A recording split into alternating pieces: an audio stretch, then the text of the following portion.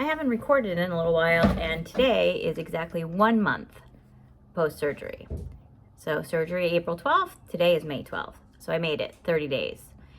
And it hasn't been an easy journey, as I've documented or spoken about in the past. So just a couple of new updates.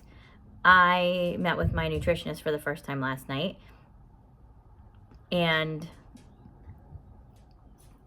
pardon me, my protein shake's coming back up on me a little bit. That's one thing that happens. I've been struggling with the soft food. I don't always know when something's going to agree with me. Luckily, only a couple of foods have really made me sick to the point where I will not go near them anymore. What I have experienced, though, is the definite change in taste buds and not being able to tolerate foods that I could before the surgery, including coffee, which is very frustrating to me because I have always been a coffee drinker, and not even caffeine. Like, I drink decaf because I like coffee, and I have 4 blends in the house, and none of them taste good to me right now. But I discovered last night that I could have been drinking milk, or a glass of milk, skim or 1% or almond, this whole time, which I didn't know because it wasn't on the nutrition packet that they had given me when I saw them last, and they've made updates and I wasn't informed until last night. So I'm going to attempt to make myself a cappuccino later and hope for the best. So foods that I used to like, I don't like anymore. And some days certain foods agree with me and other days they don't. I find myself eating an egg on a daily basis because that tends to settle.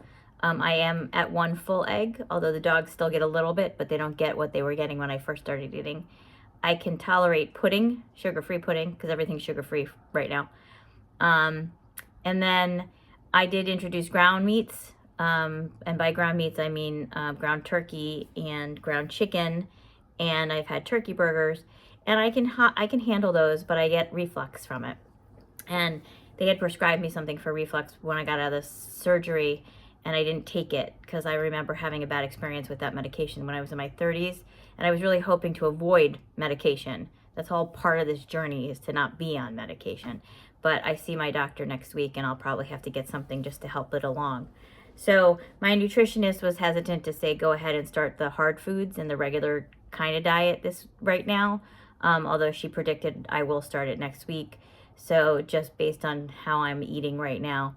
But she wasn't concerned. She said that what I am going through is normal. But it would have been nice if people had really explained the different normals when you come out of the surgery, because a lot of the stories that I had been hearing from the people that I was attending groups with was not my experience. And I know that everybody's experience has got to be different, but I feel like now that I'm going through this process after surgery, there's more information that should have been out there for people like me, who, as my doctor put it, I'm not cookie cutter.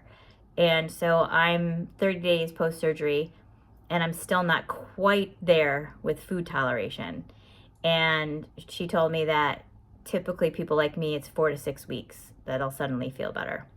But on the positive side, today I got to reintroduce the straw, so I'm very excited. My sister had bought me this very lovely bottle, and I just filled it for the first time. And I was encouraged to drink more fluid, so hopefully this will help me, because I've always been a straw person, and it was hard for me not to have one over the last month. So I'm happy about that. Ice is back in as well, which is good. So that's positive. Sugar-free popsicles have been a godsend in terms of additional fluids. I tolerate those pretty well, so I have at least 1 a day to kind of boost my fluid. The goal is to get me to 64 ounces. Right now I'm about 32 of water, and then whatever else I have during the course of the day that counts towards it, usually the popsicle, which is probably more than a half a cup. So I'm working on that. That's my goal. And when I see my doctor next week, I'm hoping that I get cleared for exercise, because for the first time in a really long time, I am ready to build up my stamina and work on that part of me. So I have noticed many changes in my body at this point in time. I have, at this point, dropped over 25 pounds since this whole process started, and that's a lot, and I feel very successful about it. And I'm wearing clothes like the shirt today that I have not worn in a very long time. So I can see that change. And it's interesting because I'm really not obsessed with that like I might have been in the past, because it's all part of this journey, and wherever my body takes me, my body takes me. But having trouble with the food part is still kind of unsettling. Getting graphic, bowel movements are becoming a little bit easier. Usually every 3 days is when I get them, and then maybe I get them for a couple days in a row, and then I pause, and then I start again. I know, weird thing to talk about, but it's part of this whole change. I have had a hard time expressing myself to people about what I'm going through. My husband continually asks if there's anything he could do, and I keep telling him no. But what I realize is that even though there's nothing he can do, I need to talk about it, because there are days it's really frustrating. I used to go to food for everything, which is why I struggled with my weight for all those years. And now I don't have that option. And it's okay, but at the same time, it's frustrating in some ways, because I can't even walk into the kitchen for my 3 meals a day and be like, oh, I can just have this, because it doesn't work that way at all, especially right now. And that's harder than I expected. So that's just, one of those parts of the journey. But I keep being told how proud people are of me and how I'm sticking to it. And it's really funny. It's not a diet program. It's a permanent physiological change in your body. I don't have a choice. I made my choice when I had the surgery. I have to live with my choice now and figure out how to operate with it. No pun intended on the operate. So I can't see how anybody at this stage could fall into bad habits. It just doesn't seem probable to me. And that's because I can barely get the couple ounces of food that I'm supposed to have every day, 3 times a day down. So I'm not sure. I'm not sure what this whole thing looks like as we continue to move forward, but I just got a new nutrition packet and I just printed it out. So I'm kind of looking at it and I'm like, oh, so there are things I could have had all this time that I didn't know about. And technically I'm entering the next phase, and that includes the protein and the vegetables, and it includes harder foods. So that must mean my stomach is healing, because I'm ready to start ready to introduce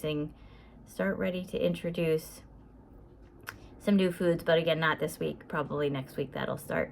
And looking forward to the moment where I don't feel it in my throat. I don't feel a refluxy thing come up. And hopefully, as I move on to the next phase over the next week, there will be more foods that I can tolerate. And like last night, I asked my son to bring me home some ground pork. I'm going to try that next and see if that works for me. So anyway, this is a really long video. This is going to be the longest one I've done so far, but it's important. And the other thing I will say is that although I haven't told a lot of people I did this, I took last night with a group of friends that I have, and I shared it with them, and they were all very supportive, and it was very nice. I mean, it's a little scary to actually say it out loud, but I had bariatric sleeve surgery, and I am learning my body again, like a child, to figure out what I can eat and how I can eat it, and keeping those things low and recognizing that, this was a disease.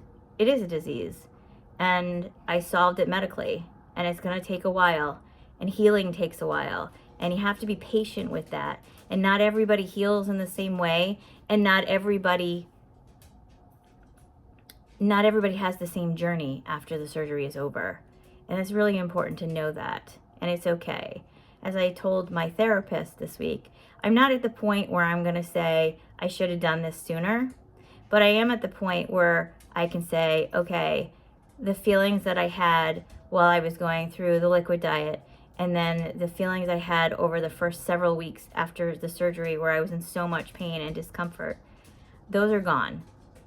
And now it's just figuring out the food portions of it and trying to get to the point where I'm not quite as obsessed with having to stay put, because I'm afraid to leave the house now in case something goes wrong.